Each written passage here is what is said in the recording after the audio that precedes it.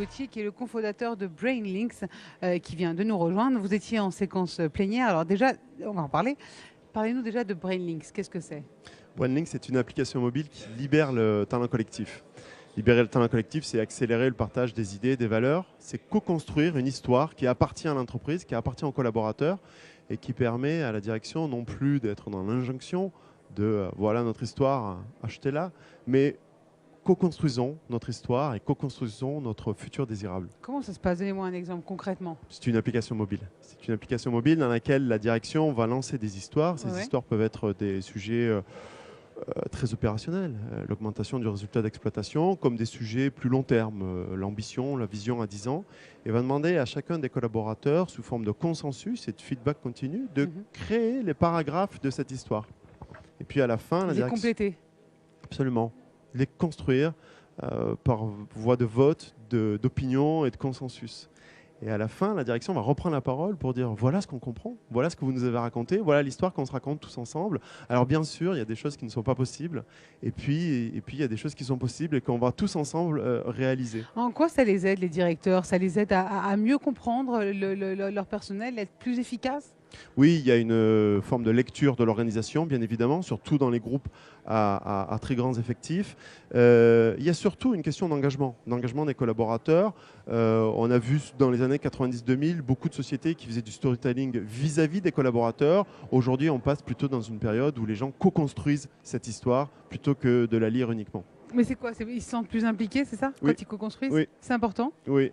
Nous, on pense que oui, parce qu'on pense que Homo sapiens est fait d'histoire et qu'on a besoin d'appartenir à une grande histoire. Mais pourquoi? Parce que l'employé lambda se sent justement numéroté et se sent plus utile. Je viens d'assister à une séance où on disait que le taux des engagements en France était de 68%. Et encore, sur les 32% qui restaient engagés, il y en avait qui étaient tout à fait désengagés et activement désengagés. Alors oui, c'est en tout cas le constat qu'on fait. Il y a beaucoup d'entreprises dans lesquelles le désengagement est en tout cas un problème, ou en tout cas des entreprises dans lesquelles la direction se dit « je sais bien que si mes employés et mes collaborateurs sont engagés, la performance de mon entreprise est meilleure ». Et j'imagine, c'est ça la révolution du travail aujourd'hui? Probablement. Mais qu'est-ce qu'il y a besoin? Il y a besoin d'un côté pédagogique pour que chacun ait votre application, par exemple. Comment est-ce qu'un grand patron viendra vers vous? Vous mettez des heures à le convaincre ou vraiment il sent qu'il y a un besoin? Non, aujourd'hui, on a affaire à deux grands types de personnes en face de nous. On a ceux qui ne sont pas du tout convaincus, et dans ce cas-là, on n'a même pas besoin de les convaincre de partir. Et on a ceux qui sont déjà convaincus que la révolution de leur entreprise ne passera pas nécessairement que par les algorithmes ou la super intelligence artificielle, mais par l'engagement des collaborateurs, par le talent collectif. Et ceux-là sont à la recherche de mettre en place des solutions de dialogue, parce que c'est à travers le dialogue qu'on s'approprie la plupart du temps les sujets. Et là, ça va généralement très vite. Bah oui, j'imagine. Dans ces cas-là, ceux qui ne veulent pas du tout être convaincus, vous ne voulez pas non plus essayer? Il n'y a pas un travail à faire, parce que c'est eux qui perdent. Il y a probablement un travail à faire. Est-ce que c'est à nous de le faire? Je ne sais pas, parce que finalement, on est une brique parmi tant d'autres, des dispositifs beaucoup plus grands. On l'a vu tout à l'heure, souvent ça passe en tout premier lieu par un travail sur le dirigeant et la posture du dirigeant et la pensée du dirigeant. Et c'est souvent quand ce travail est fait qu'il y a une volonté de la part des dirigeants de l'étendre au sein de l'entreprise. Ok. Aujourd'hui, vos principaux défis à court terme?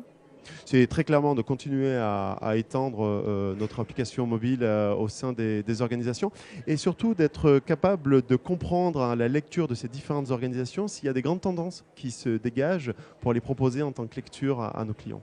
Merci, Merci. beaucoup, Joanne Gauthier. C'est Alfonso Femia qui va me rejoindre maintenant.